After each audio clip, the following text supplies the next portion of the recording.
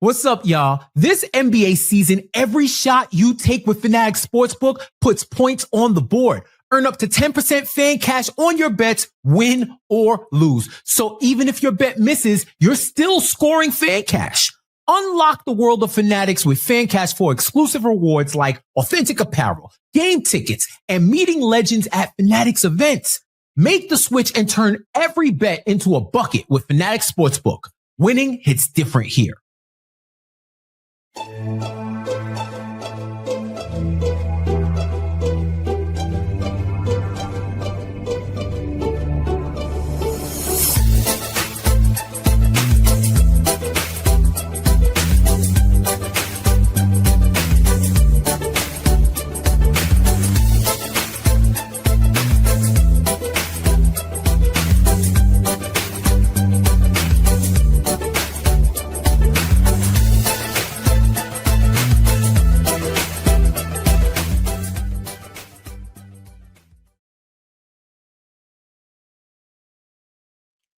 Hey there, Knicks fans. How you doing? It's your boy, Jonathan Macri, with you for another edition, a glorious return of the Knicks Film School Twitter show.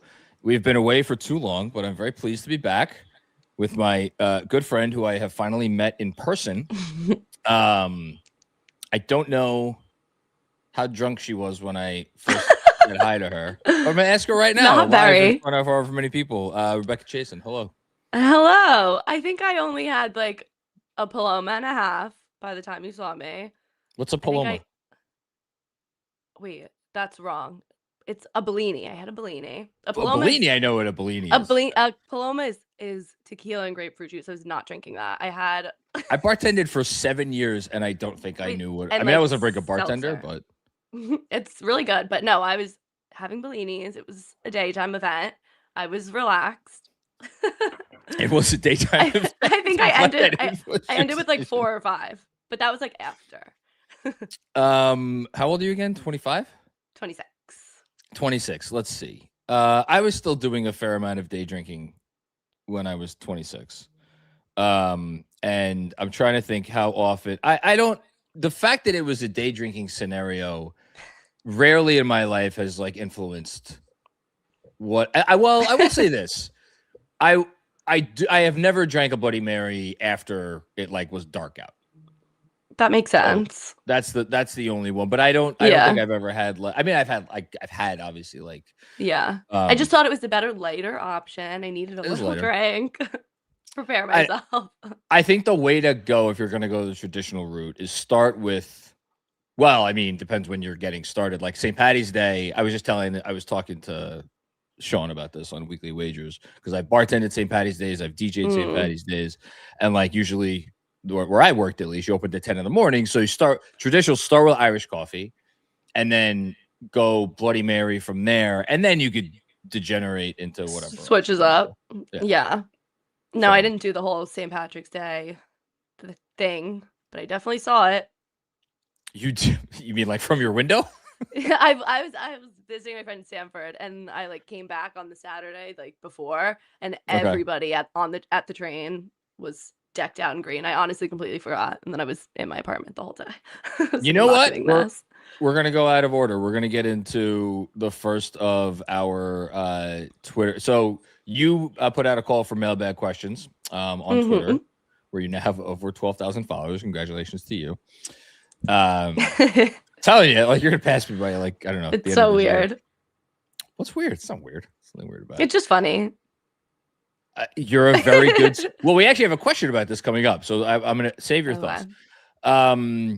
And yeah, one of the questions was this. This is from Joe of the Orange Crew.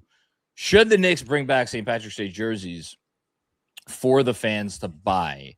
I am just gonna let you take the wheel to start, and then I'm going to make you feel very bad about what you say, but you start. I feel like people love the St. Patrick's Day jerseys.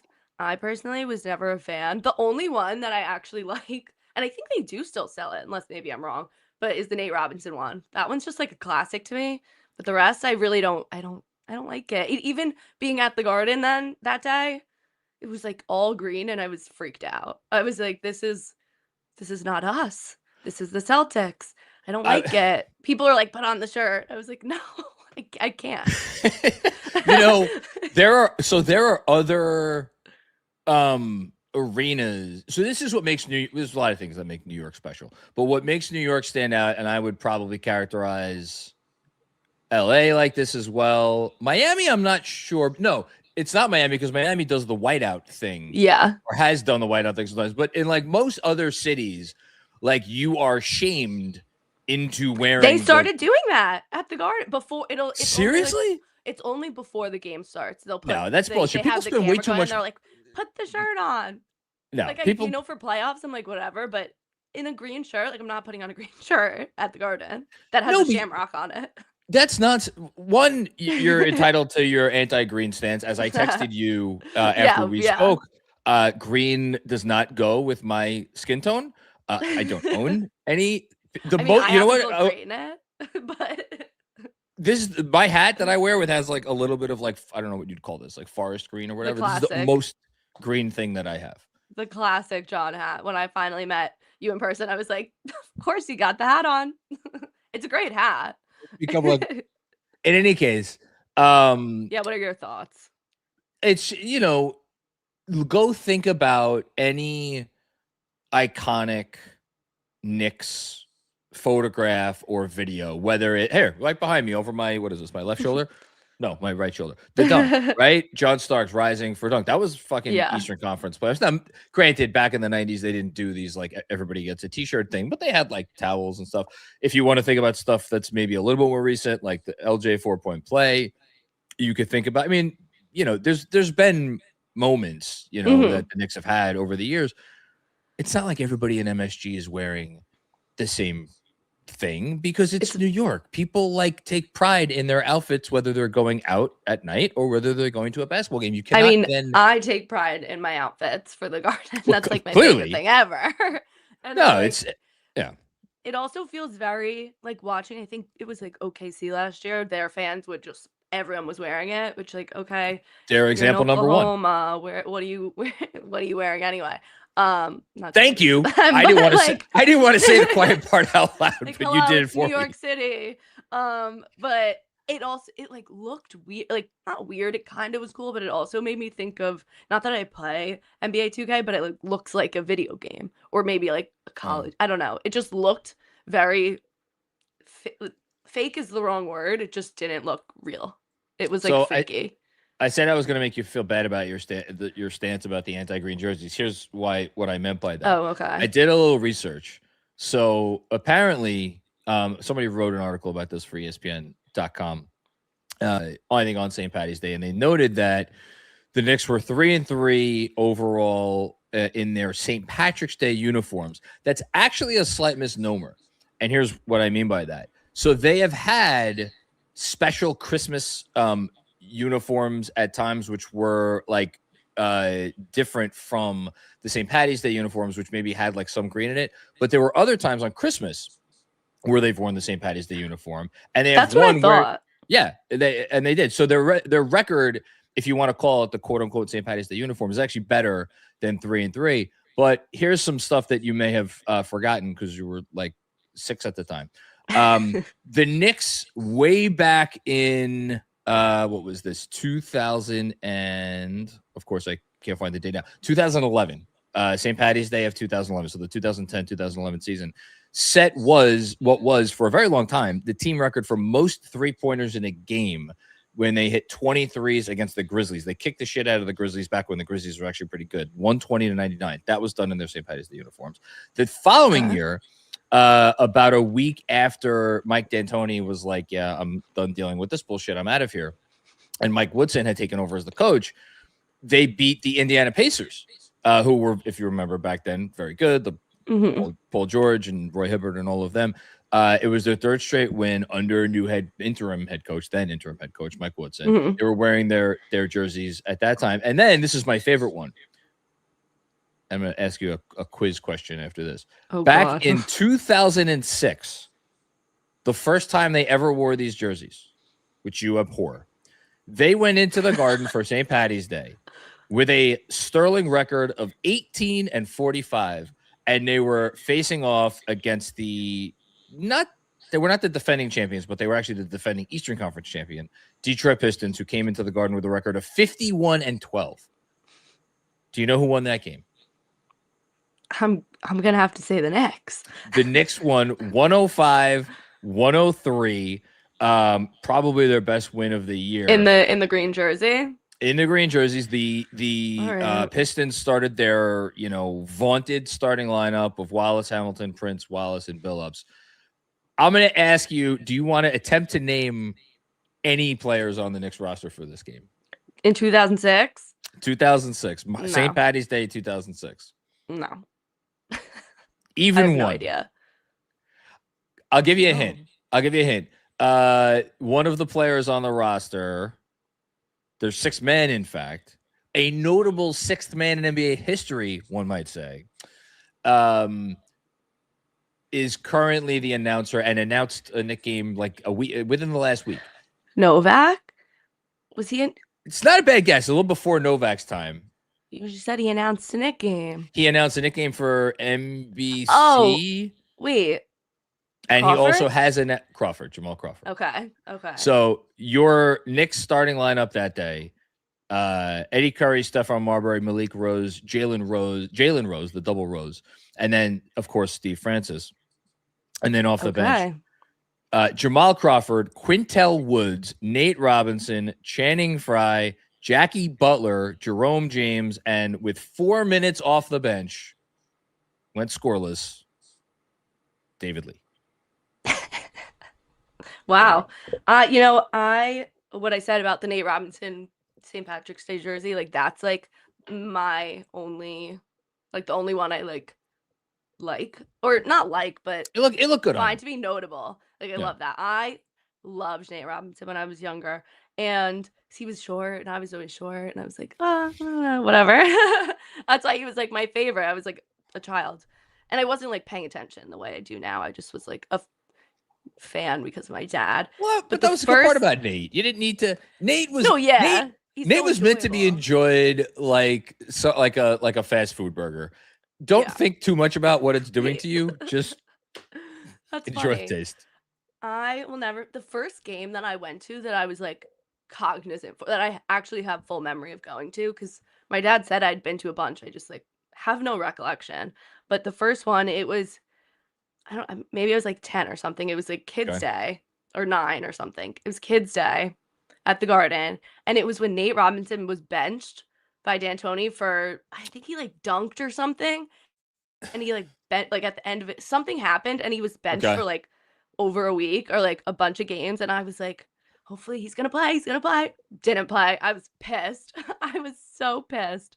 And I'd probably seen him play before. I just don't, maybe, I don't know. But and then eventually got traded or something. So I never got to remember watching him. That is sad.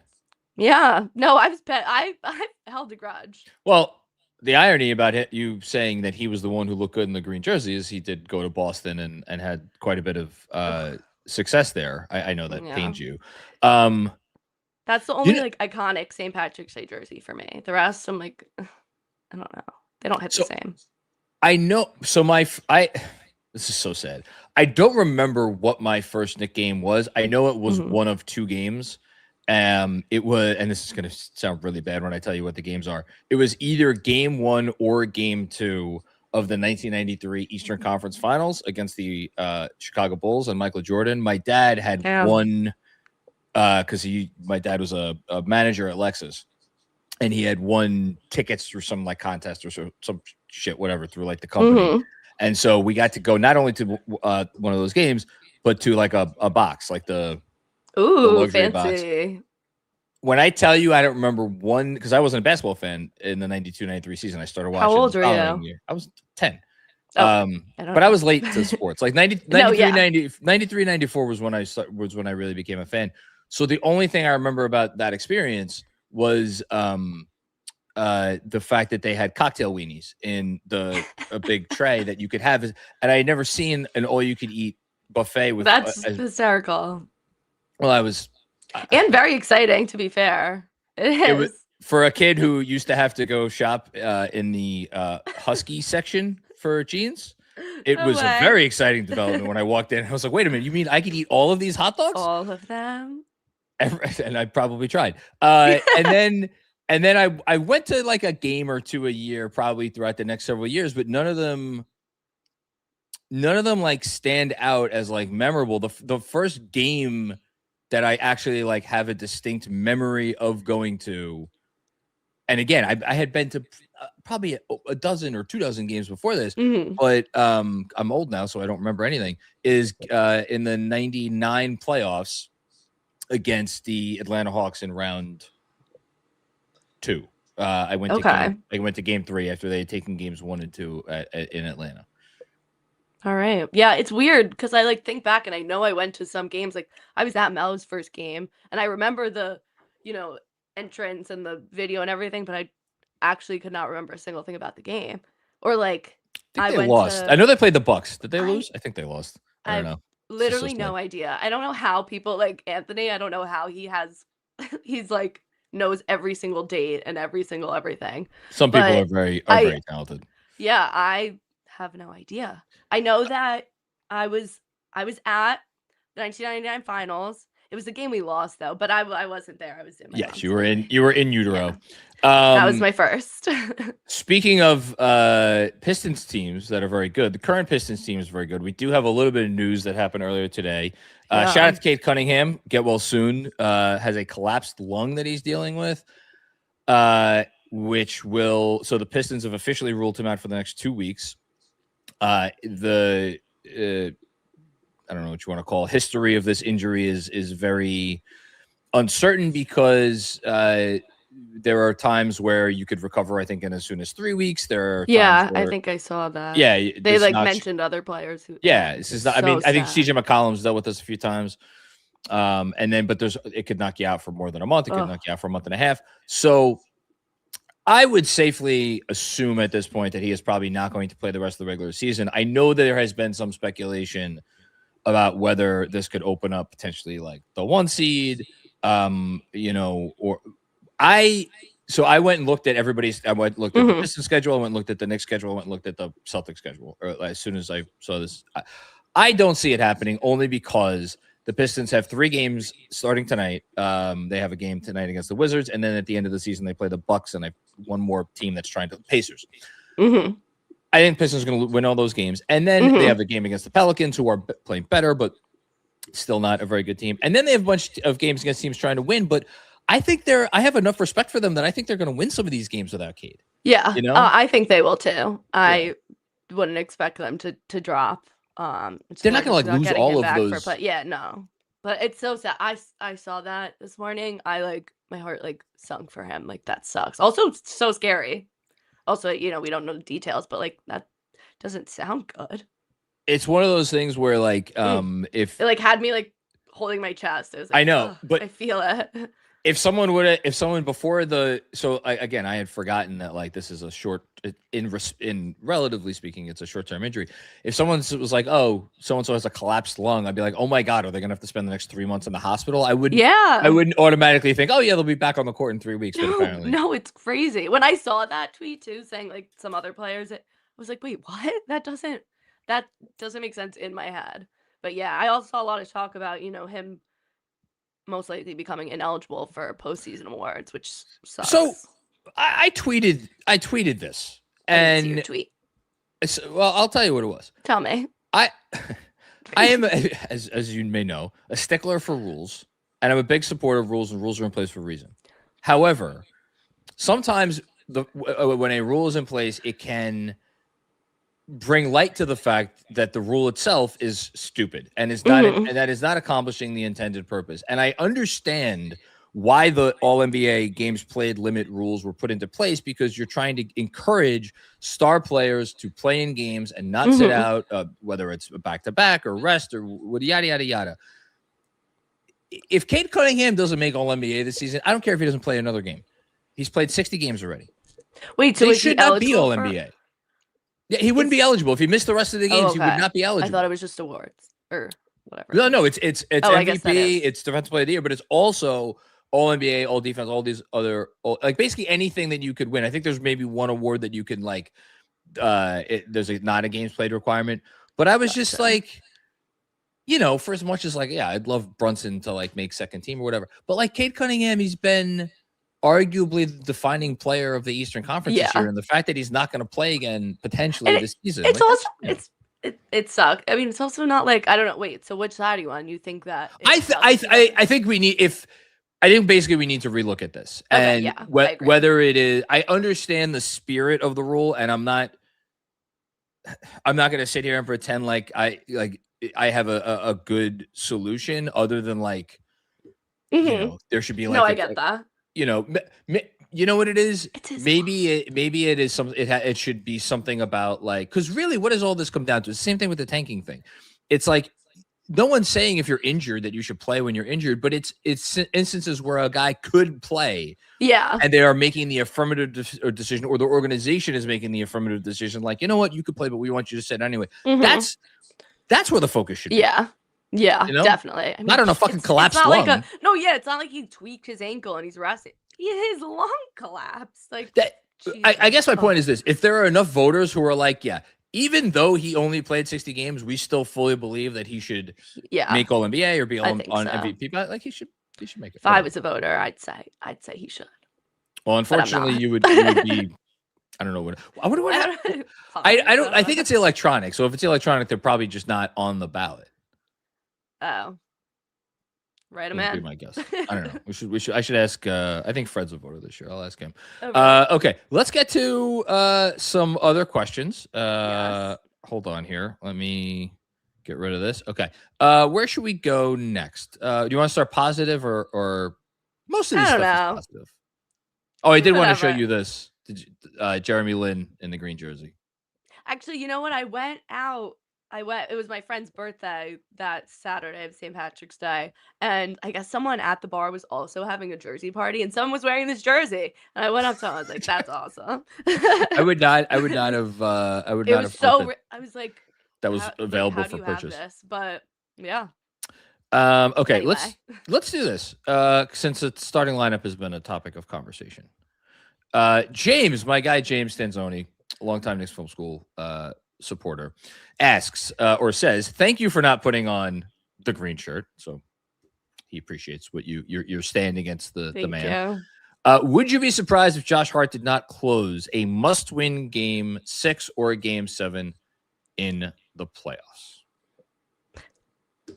I mean, yeah, I feel like he's kind of the kind of guy you want out there, just doing literally anything he possibly could. Everything, everywhere, all at once type guy that you want out there. I guess it depends on the situation, but I would be surprised. What about you? Or who would you put instead? Well, it's not about who I would put. It's more about my short answer is no. I would not be surprised, but it would have to be within context, which is because we know that there are games, despite the fact that Josh Hart just became one of I don't know how many players, or the first player in NBA history to post 90% and whatever. Yeah, obviously it has to do with what had been happening in the game. Yeah, no, but so he was awesome, and when he's confident, there's a few players better in the NBA, but we also know that there are times where A, he's not hitting a shot, and B, that that influences his confidence in a negative way. And it emboldens teams to guard the Knicks a certain way, and then it really mucks up their offense. I could see a scenario where if it was one of those games and someone else, whether it be a Landry Shamet or a Deuce McBride or whoever, is having a good game off the bench, I could absolutely or Mr. Robinson, in a different way, because he's another one that's on the starting lineup. The part of that makes this question interesting to me is now that there's this additional variable of, well, Mikal Bridges isn't necessarily now a safe bet to close games, Yeah. So I don't. That is true. I kind of forgot about that when I was just saying, yeah. But I would still say that I would not be shocked. I would maybe be a little surprised, because Josh Hart's the type of guy that even if he is having a bad game, you kind of want him out there in the biggest moment. That energy. Yeah. Yeah. Okay. Also about the shirt thing, which is so funny. After the game, you know, when I was getting ready to leave, I put the shirt on so I didn't have to hold it. And actually very soft shirt, whatever. And then my friend and I were outside and after we won. And it was over and we were making like TikToks outside because she thought of that wicked sound where it's like, you're green. And I posted on Instagram and somebody commented and goes, I thought you said on Twitter you weren't wearing the shirt. I was like, whoa. Damn. I was like, I put on after. It was funny. I just say that. You know what? This is a perfect transition to our next question. But I will just say the thing is when you become something more of a public facing personality, everybody will remember everything you have said. Clearly. I was like, damn. It was funny though. Made me laugh. That's the bad news. The good news is that they'll forget it just as soon as they No, brought yeah. it up again. So but here we have, so this is I appreciated this question. Oh wait, you're gonna read this one. Oh, I knew you were gonna say that. I actually intended for you to read all of the questions and then I forgot. I put my context in specifically in case I had to read anything. Okay, this is from Kian. Kian. Kian. I guess I'm thinking. He's a very good guy on Twitter. I interact with him a lot. He's a good dude. Media tips given your experience with media and more recent platforms and mixed with John's experience starting out in blogs for about a decade or so. You folks got any tips for a wannabe podcaster or wants to do this team-centric coverage even just for fun, if not on the side? You start.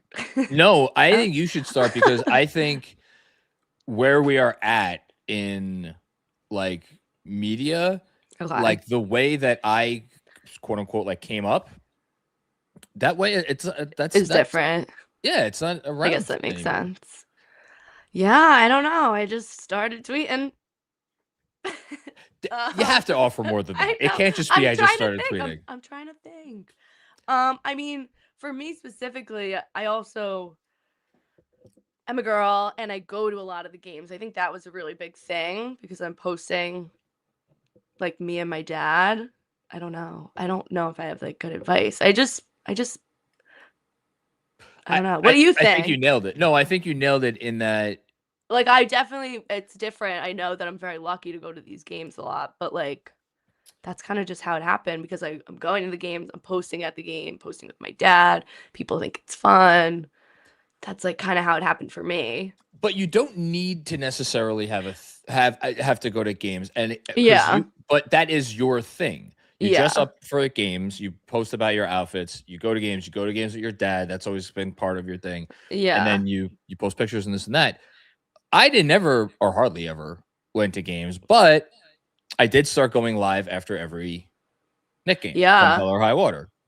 And that I think was probably the thing that like separated me out. Now, since I started doing that, there's a lot of people that go live with their thoughts after every game. So that's not unique anymore. But I would just say like, find the thing that makes you A, unique, and B, that you're good at. And here's the thing, it doesn't need to take a lot of time. Like that's the most important thing is I think people, when they're trying to break into this industry, I don't even know. But like, whatever, get into like content creation. They think that they have to put in all kinds of time to it. That doesn't necessarily need to be like, you know what I think about? You know that account NBA Paint? Yes, obviously. Okay. I don't know for sure how long it takes that guy to do those things. It doesn't look like it takes very long. Yeah, I think you posted a video once too. Yeah, but yeah, continue. Sorry. Sure, but whatever. I'm sure. Yeah, it was quick. It doesn't look like a long time, like given what the art is, but he is consistent and he's very good. And so I think those are the two key things. Find something that you could do consistently that maybe no one else is doing in the way that you're doing it. And then the last part of it is you do have to be, it sounds kind of like fucked up to say, but you do have to be kind of good at it. Like, again, there's, I've watched videos of people like commenting after the games, like, okay. Yeah. And like, you have to find something you're good at. Like, obviously I wouldn't be doing that. I'm not going to give a breakdown analysis of the game after the game. I'd love to hear your breakdown analysis. I really would. But like, I know that's, and I've been told, even though I already know it, that that's not something I bring to the table. But like, yeah, I don't know. Something that you have fun talking about too, even if it's not just breakdown, stuff like that. Like I like I don't know. There's always a niche available that someone else has not carved out for themselves, or that someone else has not occupied, you know? You know, and then there's also a possibility that someone else is already doing something, or multiple people are already doing something, and you could just do it better. So yeah, definitely.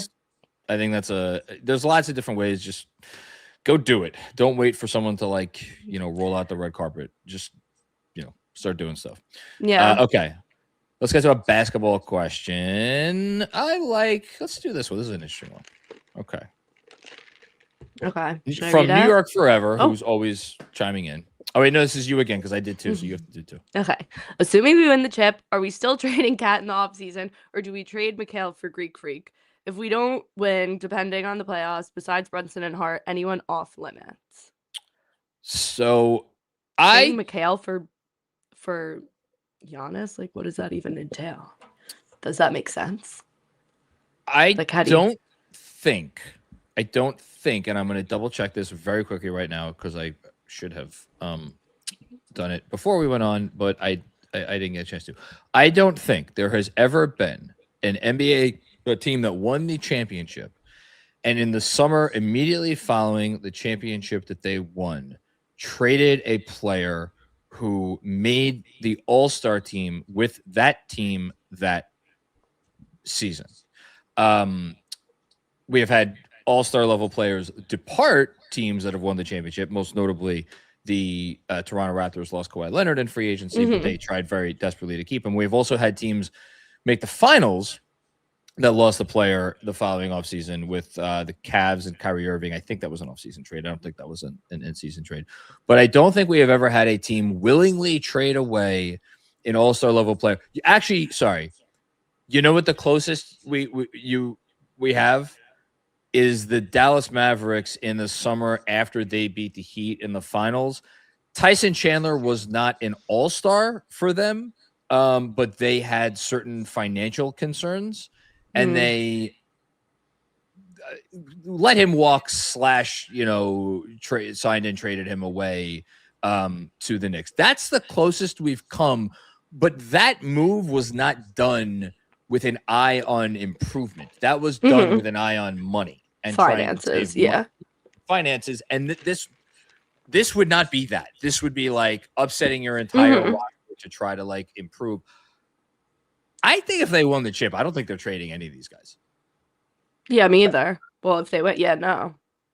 I don't know what's gonna happen with Giannis. I don't know what I saw the other day.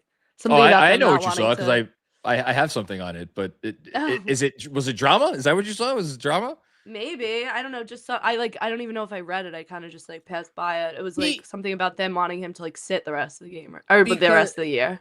Because is that the drama? Yes, he's ready to come back, and they are trying to get a high draft pick. And like, I actually don't know how much they could hashtag meaningfully improve their NBA lottery odds. But like, you know, you never know. Every game counts. Like the Grizzlies just beat the freaking Nuggets last night. So like, I get the organization wanting him to sit. I also get him wanting to play because he's a basketball player and that's what he wants to do. But what I thought of is that I think this is increasingly becoming one of the more dramatic NBA divorces that we have seen. I made a quick list, and some of this is going to be from before you were born, so just bear with me. Most of it is recent. Okay. Ben Simmons, by the way, a lot of these involve Philly. It's not intentional. It's just this is how NBA history has gone. Ben Simmons and Philly, Jimmy Butler. I think the Heat was a more dramatic divorce than the Wolves, although the Wolves certainly had the loudest like moment. I think the Heat was more.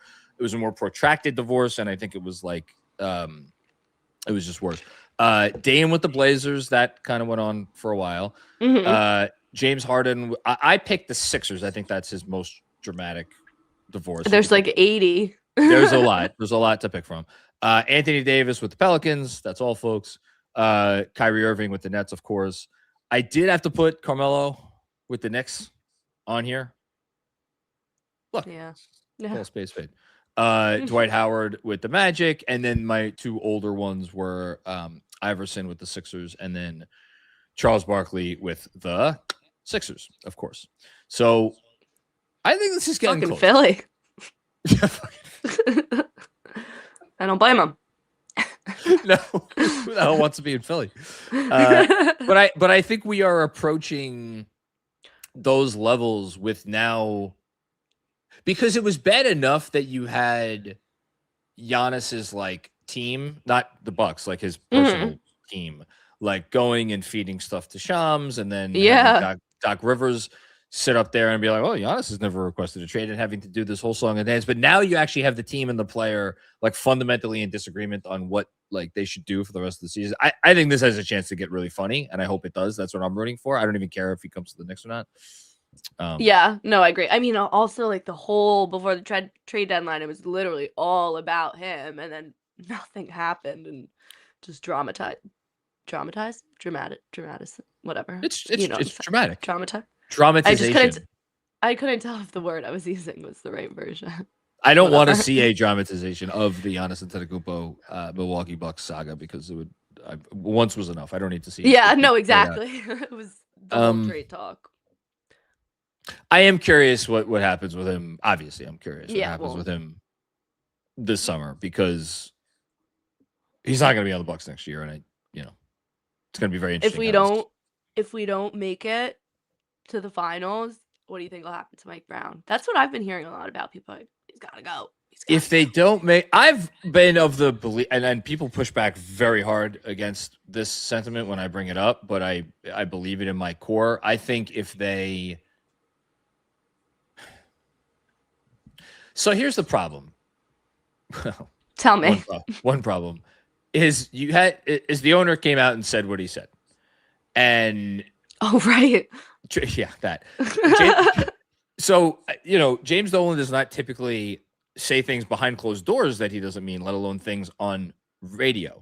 And when he said repeatedly that we have to make the finals this year, to me, there was just no other way to read that other than, okay, then if they do not do the thing that he said they have to do, someone is going to lose their job.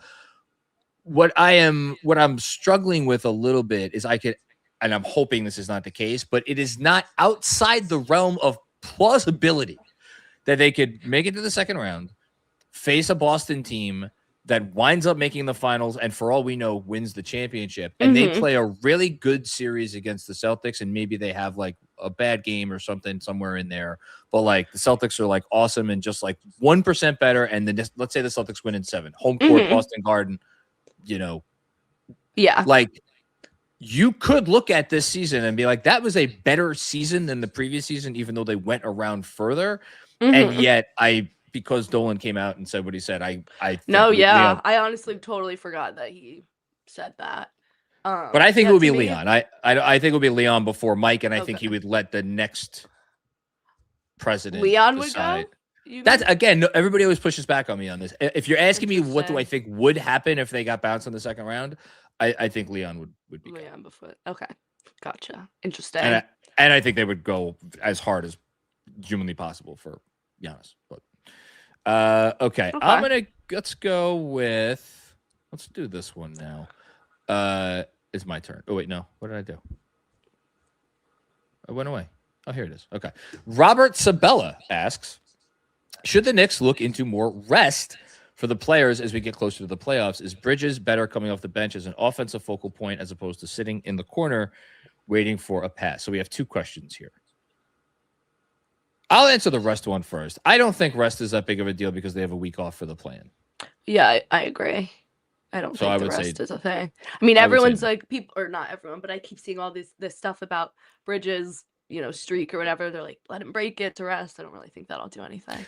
Well, I mean, they could do what he did against Brooklyn. Yeah, put him in. Last season, put him in for 6 seconds and then send him. I will also just say to Robert, they're already doing this. Like Brunson sat against the Pacers. If that is true. Like if that was a playoff game, Brunson would have played. Josh Hart sat back-to-back games. I think Josh Hart would have played in those games if like they were going for it. So they're already doing this. So I don't think there's anything more that they could do.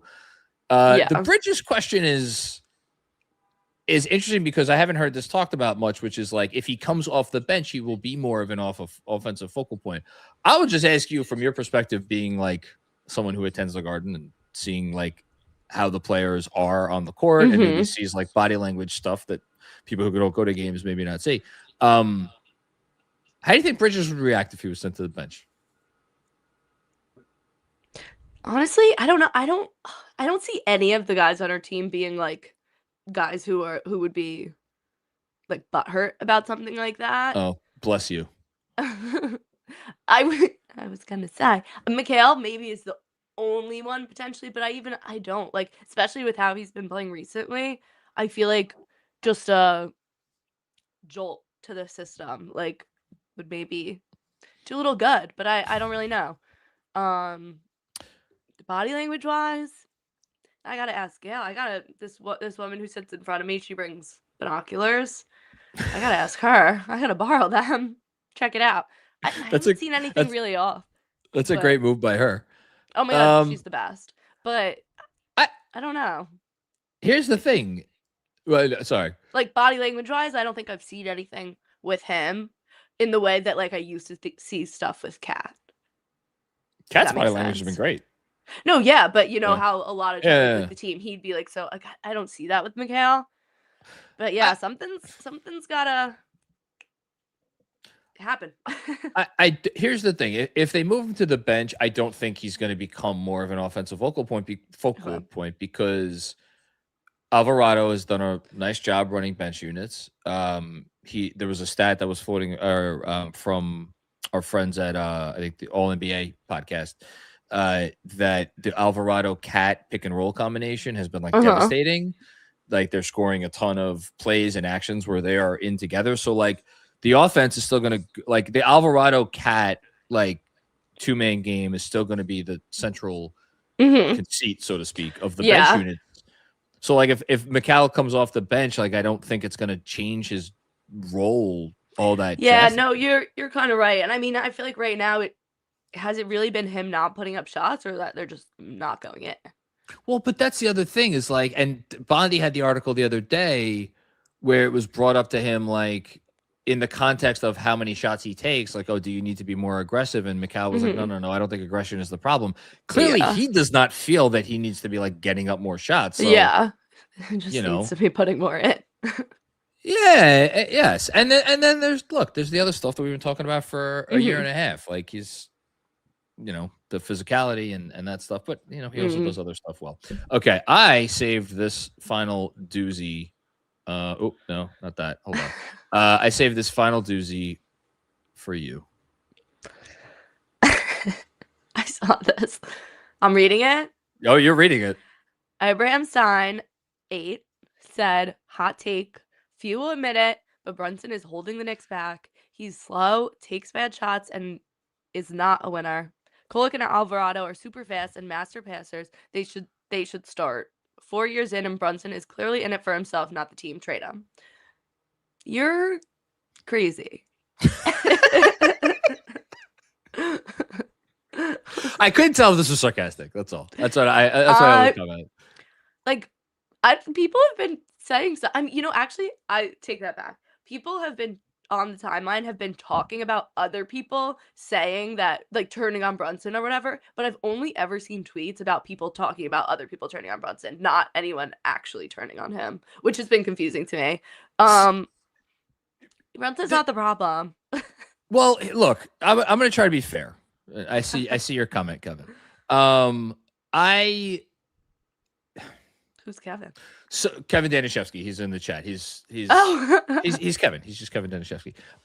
Is there? Oh, so okay. I was looking up some stats. So I had an OGA Anunoby newsletter today, which of course I forgot to promote because I have this bad habit. I like have newsletters that I'm really proud of, and I completely forget to like do the thing you're supposed to do when you write something that you like. But anyway, I looked at his. I don't know why I picked these numbers, but I was like, record when I think Nick scores 20 or more points and has a true shooting percentage of like 70 or higher. Because what is true shooting percentage? True shooting percentage incorporates free throws. Effective field goal percentage weighs threes. True shooting percentage also properly weighs threes, but it also incorporates free throws. That's the only difference. And the only reason I use true shooting for this is because StatHead doesn't give you effective field goal percentage as a sorter. Only true shooting. Anyway, the Knicks are 11-1 in games where OG has at least 20 points and has a true shooting percentage of, I think it's 70 or higher. They're, I think, 10-2 when Cat does this. Mhm. Brunson has done it in 9 games. So notably fewer than Cat and OG, but that's because he takes a lot of shots and doesn't usually have that efficient of a game. But the Knicks record in those games is not as sterling. And you could and these are just cherry picked numbers. My point is you could go look at the Knicks record in games where Brunson takes a ton of shots and Brunson has scored a lot of points. It's not the best record. So I think comments like that, again, I think he's probably being sarcastic, but I think that is where they come from, which is like, hey, when I think about how the Knicks have looked their best this year, it is often when the ball is flying around and everybody is taking a lot of shots.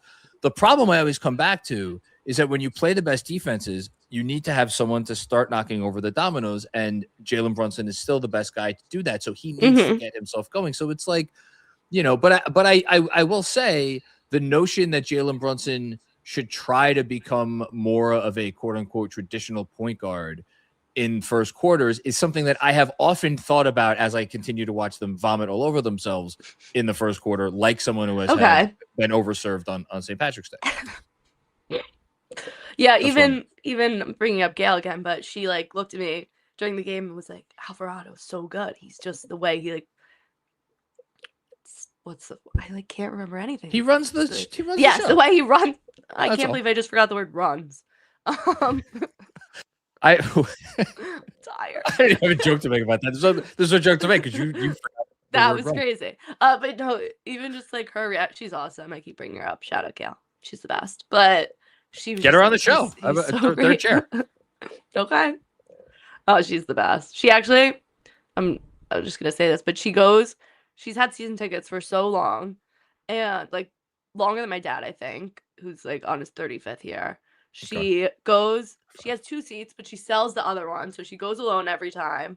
And sometimes she'll like sell to her friend, but usually she goes alone. She has her binoculars. She like goes, gets her hot dog. She's like literally like my idol. And then I think she lives in Jersey, and she told me she takes the train and her husband picks her up at the train every time. Like, that sounds like the life. The husband has no desire to come to the game with her? I guess not. And I'm like, that's awesome. But she's there every game. She probably goes to every single game. Well, good for her. Where were you guys if we missed? We will have to get her on the show. Okay, we have a couple of chats from Profound Dream. Has John said why he thinks Leon would go? I don't have like a solid rationale. I'm just going by here's my rationale. It's flimsy, but here's my rationale. You want my rationale? Here's my rationale. Dolan said what he said, so I think there's going to be changes if they don't make it as far as Dolan thinks they should go, and they just fired the last head coach because it was just, I'm assuming it was discussed within the organization that, okay, well, we didn't make it as far as I think we should have made it. Whose fault is it? Oh, well, I would assume they thought it was Thibodeau's fault because Thibodeau doesn't have a job anymore. Wait, when you say Liam would go, does that then mean like the coach would go? Probably? So I don't know. My guess is that he would hire someone new to run the franchise and let that person decide what to do. With the head coach, because the other part of it is when you fire a coach, the implication is that this collection of players should have been better, right? If they were coached better, they should have been better. Especially when you then come out and say the problem was collaboration. We needed more collaboration. So that is a direct. It's not like he came on the radio and was like, well, shit happened last year. We think Thibodeau did a great job. I think I'm sure he gave Thibodeau a compliment, but it's like he was kind of being very pointed with it. So if Leon is the one that assembled the roster, which he has, then I gotcha. So that would be my response. And it's honestly though more Profound Dream. It's a gut feeling more than anything else. Okay, and then we have what do we got here? This is Kevin Anishevsky. Hey, Kevin. Kevin is asking this because this is. So he said, rank the Knicks players in terms of assets, please. This is a reference to something that was asked of me many, many years ago on this show. And I think my answer at the time, people will still make fun of me for it, which I forget what it was, but it was a very silly answer. Like who's the Knicks best, not who's the Knicks best player, who's the Knicks best asset and the second best asset and the third best asset and so on. Are you telling me to do this? Oh no, I don't. This is what Kevin is asking me to do. Okay. I don't. Who's the Is Knicks that not best just like asset?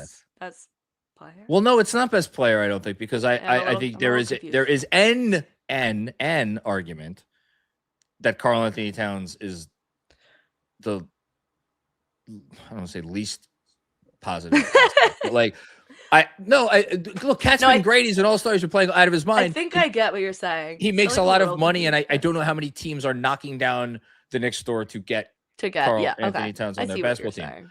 I will just say that I think the Knicks' best asset, as far as the players go, is Jalen Brunson. Still, even if I know that there are teams that would not,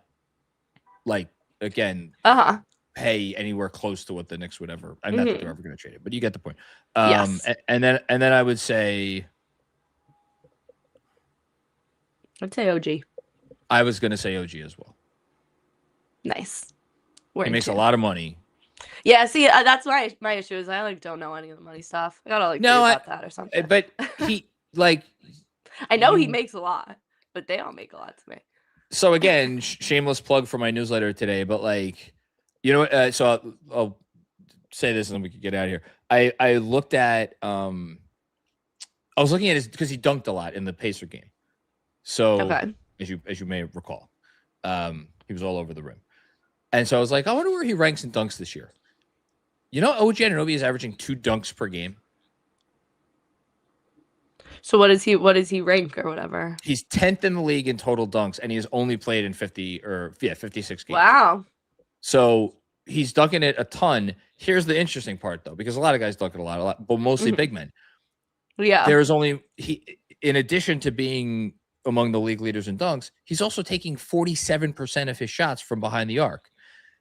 Other than Trey Murphy III, a guy on the Pelicans who's a very talented offensive player, there's nobody else who has that combination in terms of dunking the ball a ton and also taking a ton of threes. The difference between Trey Murphy III and OG Anunoby is an all-defense caliber player. Trey Murphy III is that's not his structure. So OG is quite literally one of one in the NBA when you're looking at his specific skill set.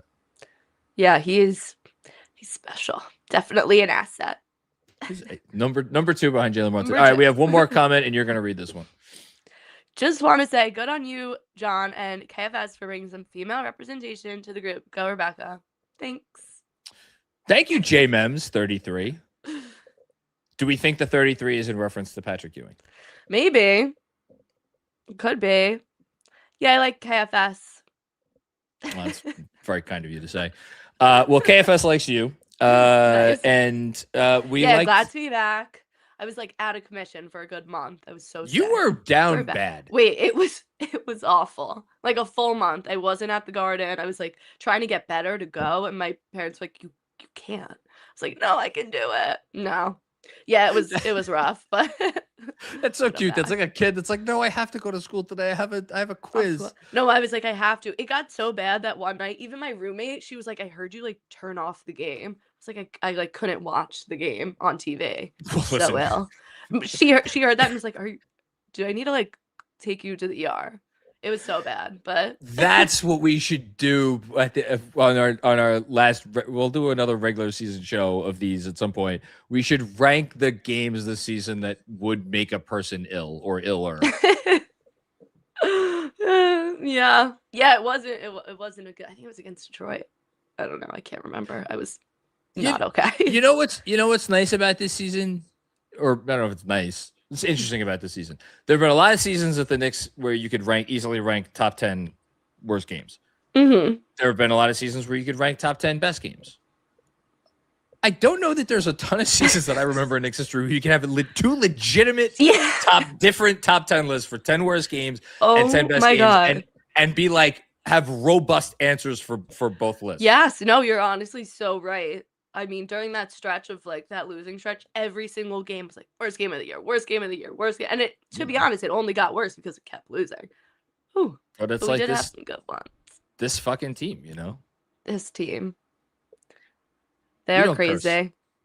No, I try not to. No, it's good. On the podcast. No, well, yeah, listen. I send it to my grandma. Children. Oh, okay. Well, there you go. You wouldn't want to startle grandma. It's okay.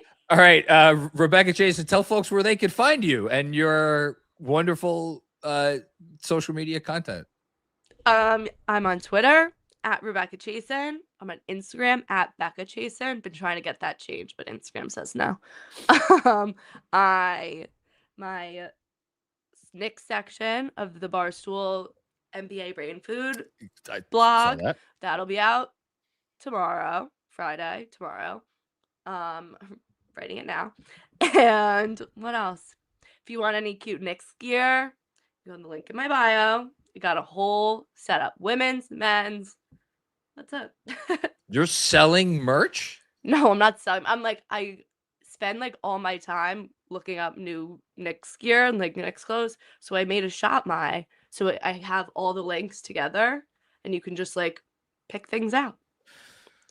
That's how I got sent this. Shop My Shelf. Shop My, curated by the obsessed, not the algorithm. There is a picture of women's shoes. Is this for me? This is not for me. No, it's in the link in my Twitter bio. You can find some stuff. Like it doesn't look like there's a lot of men's. Well, it's about what people put on there.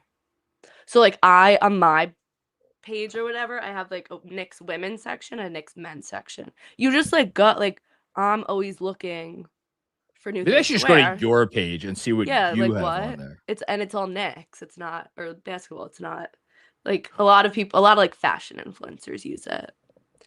Wait, so you don't make these clothes? No, wait. Someone else asked me this too. Like, who let me guess. Like, they were old. I posted a link to this bag. You think I made this bag? No. This one. You didn't make that bag? No. I bought it. Actually, so what's the purpose of this website? You you can get like affiliate. Like you can make money through people buying it through there. So you're like, I like this thing, buy this thing, and then if they I'll click post to it buy it. Well, because everyone's like, where did you get this? Where did you? And I'm like, all right, here's a list of everything. But you know what my favorite part is? I don't even care about making money from it, but like this brand Therese, they saw that I had made a sale on there of one of their products. And then they were like, do you have anything from it? And I was like, no, like I've been looking. And then they sent me this sweater. New York Knicks. Like, how fun. I want to be able to talk to brands. But yeah, I just did it because everyone was asking where my stuff was from. So it's easy. That's where I get my stuff. And there you go. Do you think I can pull this off? Yeah. You don't believe that. Wait, so this is like a dark shirt under. There's an orange vest. Doesn't have any Knicks thing on it. This is my bio on it. NBA game day pieces you can wear beyond the final buzzer. Because I love finding it's kind of hard to find orange pieces, honestly, like specifically orange and blue. But like I have so many like shirts and stuff that are orange and blue that like I'll throw on a Knicks hat. Perfect. But like, and then you can wear it anytime. Well, that's my thing. Old Navy is definitely in my price range. So I like that. Yeah, there's definitely some stuff that's out there, but that vest reminds me of a yellow bubble vest. A yellow, it wasn't Tommy Hilfiger, it was Polo Sport bubble vest that I had when I was 14, and I thought I was the cat's pajamas wearing this sucker around Staten Island. Get the orange one. No, I think or just bring back the yellow. Find it. Let that thing has been. I don't know where that thing is now, but it hasn't been in any closet of mine for decades. If you would have seen helping the people out. What? I'm just helping the people out. No, and I need help because I don't know. I definitely do more women's because like that's like what I wear. But it's funny because people are like, you put together a new outfit every game, and then my dad wears like the same 3 like quarter zips, which are honestly great. Highly recommend those. I steal them sometimes. I appreciate that sensibility. I have my list of games. I have just if I went with him, and then which color he wore. Shop My. I'm gonna ask Dolores later if she's heard. I'm sure she's heard of this. Probably. Yeah. Anyway. Okay. Everybody go follow Rebecca at Rebecca Chasen on Twitter and at Becca Chasen, for now at least, on Instagram. And they won't give it to me. What's that? They won't give it to me. Give you whatever. Oh, Rebecca Chasen. Rebecca, but nobody else has it. Whatever. I don't care. I'll tell you an Instagram story after we're done. I wasted an entire day of my life trying to figure something out on Instagram. Okay, yeah, everybody, check out. We have an additional Knicks Film School content coming up. We have an X's and O's show tonight, featuring the great DJ Zulo and the great Benji Ritholtz. And then I don't think this is going to air live. I don't know when this is actually going to drop. No, it's not going to air live. I know it's not going to air live, but it'll air tomorrow, I think at noon. A very, very, very, very special Nets pregame show featuring Andrew Claudio, me, and a special guest. We may or may not be doing a draft centered around former Knicks and Nets. So be sure to check that out. Fun. And then this is going to be fun. I'm very excited for this. And then I'll be on the post game tomorrow. I think we're doing a watch. I know I keep teasing watch alongs. We're going to do a watch along tomorrow night for the Nets game. Hopefully we'll have trivia ready for halftime. And that's it. All right. We will see everybody when we see you. On behalf of Beck Jason, I'm Jonathan Macri. Peace out. Must be 21 or older. Gambling problem? Call 1-800-GAMBLER. Connecticut, call 888-789-7777. Massachusetts, call 800-327-5050. New York, call 877-8-HOPE-NY. Maryland, visit mdgamblinghelp.org. Not available in all states. Terms apply. See the Fanatics Sportsbook app.